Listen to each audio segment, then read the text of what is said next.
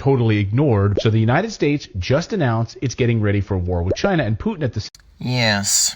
Due to a series of totally unforeseeable circumstances that had absolutely nothing whatsoever to do with the child sniffer and chief's terrible handling of the withdrawal of Afghanistan, China and Russia have correctly identified that the United States' status as world hegemon and world superpower is collapsing. And it also doesn't help that during their time as world hegemony, they have been total hypocrites. With the beginning of the century marked with various military crusades and conquests across the world to supposedly stand up for human rights and install freedom and democracy, the vast majority of the world outside of the West actually doesn't like them very much. And as anybody who's ever played a strategy game would tell you, they have most likely been playing the long game of waiting for them to slip up. Turtling. Sit back and do nothing. Make alliances here and there. So that when they do slip up, you could do something like try and challenge their global dominance by challenging the US dollar. Now, me personally, I don't think the United States is genuinely going to make the campaign for Battlefield 4 a reality by fighting Russia and China at the same time, because that would be suicide for both sides. But they definitely are low-key shitting themselves with the possibility of the dollar no longer being the dominant currency. Because with the United States as the global reserve currency,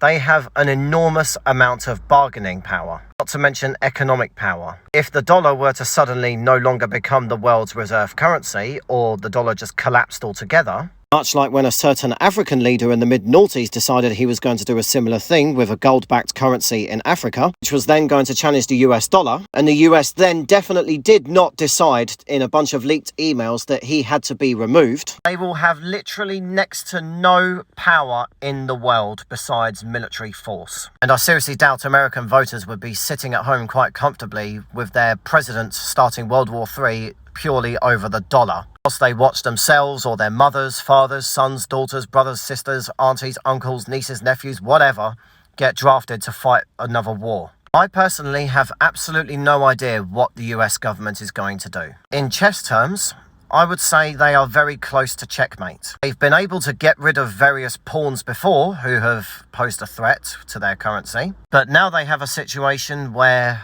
two nuclear-armed nations are combining their efforts to do it. And many other nations are joining them. This is a consequence of weak and incompetent and neocon leadership, and it's now starting to catch up to them. The real tragedy in all of this, when the dollar finally does lose its influence and power, the people mostly responsible for it, the George Bushes and Henry Kissingers and Chuck Schumers and Nancy Pelosi's and Clintons of the world, they will be long dead, and it will be up to the next generation to deal with the consequences. Funny old world, innit?